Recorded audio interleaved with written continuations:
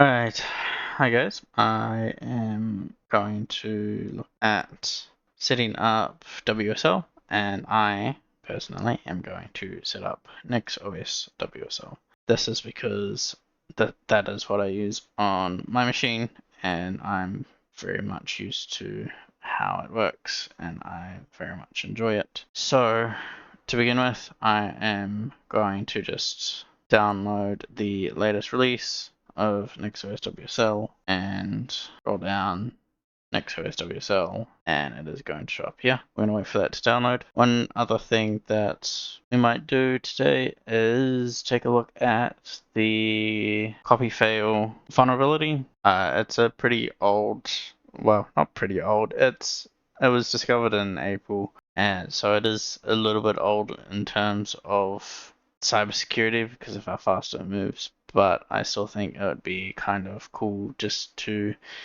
take a look at it and see if we can play around with the exploit on our FlareVM. This is a pretty low-key vulnerability with a pretty tame payload. It's just privilege escalation, so it's not like we're going to completely destroy ourselves if we try and run this. Although, with other things, do be careful. Make sure you know what you're running. Make sure you run it in a safe environment because bad things can and will happen. Copy fail is just a privilege escalation bug. It's quite literally just a logic bug in the AFALG socket. So we can see that the NixOS.WSL has finished downloading. Before we can run this on my very slow FlareVM, it seems, we need to actually go into a command line and run the WSL install command. So I'm pretty sure it's just WSL install. And I typed it wrong, but it knew what I was doing. So just hit enter and it will go. This will take a second to install, so you'll wait and go back to it, come back to it. Once you've finished installing WSL, you will need to reboot your machine, so I will do that as well and come back to you.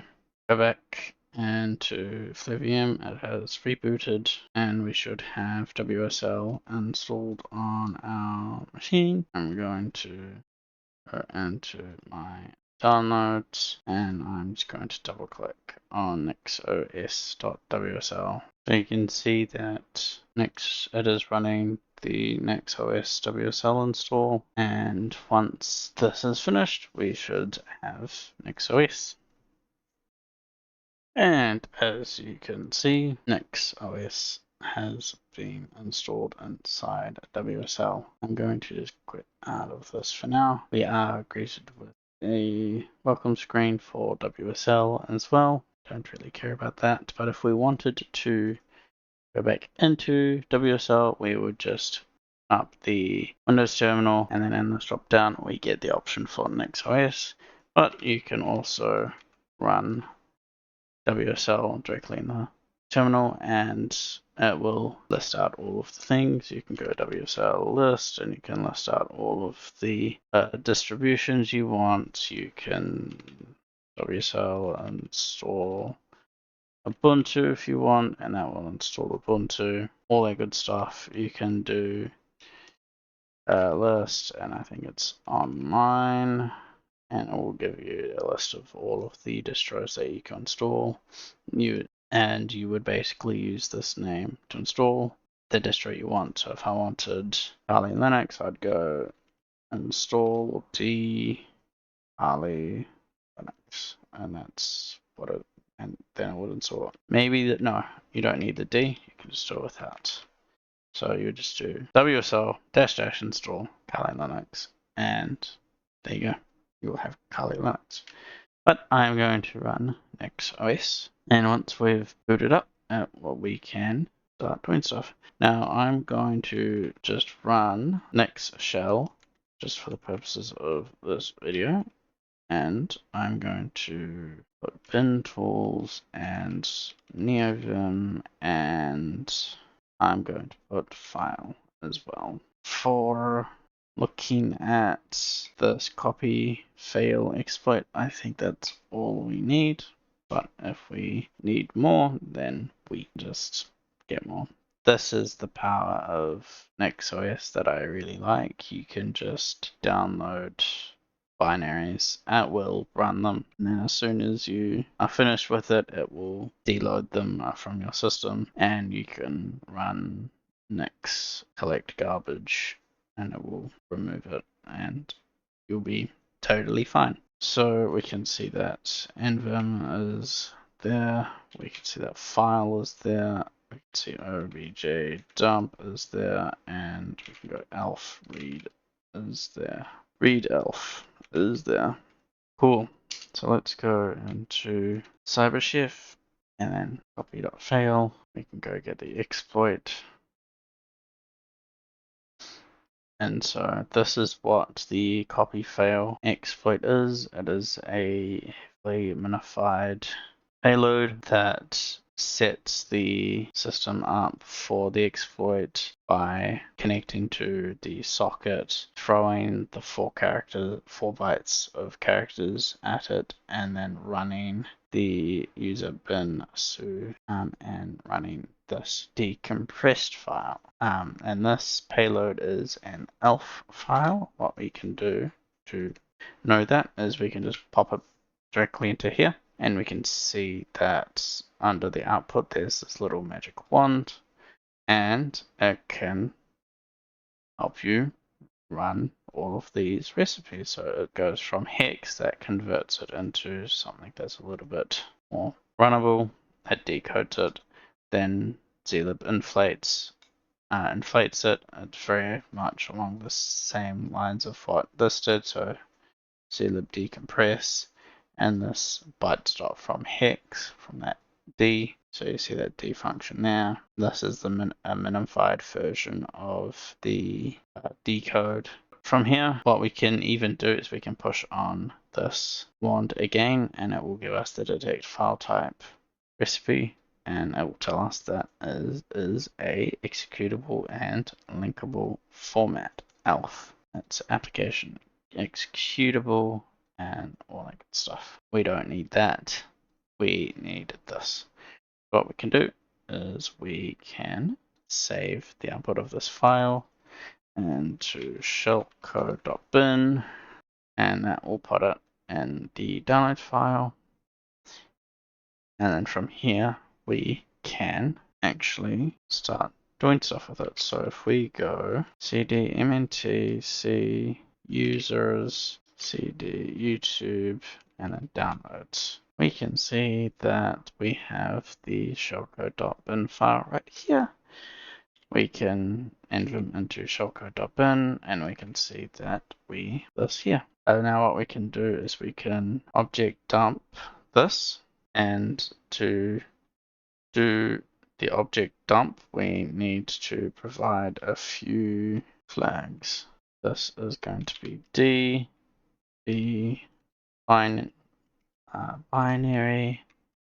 This is going to be the I386 to x86-64 and shellcode.bin.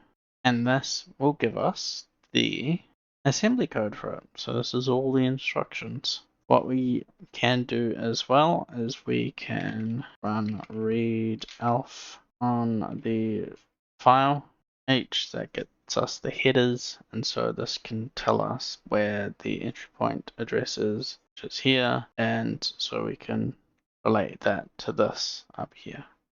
But essentially this gives us something that we can then either put into Ghidra and sort of convert into C, or we can just put this into our favorite AI. So we can see that it sets up the setuids, it sets up the syscalls to become root, it executes the binary, and then runs the syscall, and then exits if it on failure. So it's pretty simple binary, but I thought this would be something that would be useful just to go through, just to get some toes in the water using our FlareVM. Now, a exploration down a malware disassembly is not complete without detonating it. So we can take a look at detonating it. And we will just go into this Chasm terminal. This will put us into an Ubuntu shell, which we can then just run the exploit there. So from here, I'll go to clipboard and I will let curl. You can see that our ID is Chasm. If we try to go sudo su, I don't actually know the password to this, but we will just run the exploit anyway, and then we can see that we are root. Now, if I switch the password of Chasm user to something like 1234, and then exit out, and then now I can go sudo su as Chasm user. It can tell us that we are not in the sudos file, but we can just run this exploit and it drops us straight into a shell. And if we don't like being in shell, we can just go into our bash shell, which is a lot nicer in my opinion. I think that covers everything. We've installed WSL on our FlareVM so we can run Linux things without having to go to a different machine, although as you saw we can if we really need to, but it's a lot useful just to have everything in one place. We have also done a little bit of exploration into Copy Fail. It's a pretty cool vulnerability. If you enjoyed this video, please leave a comment or like. If you want to know more or see more of this content or content like this, feel free to subscribe. If you have any questions, don't hesitate to pop a comment down. I will do my best to read, and hopefully I will see you guys in the next one.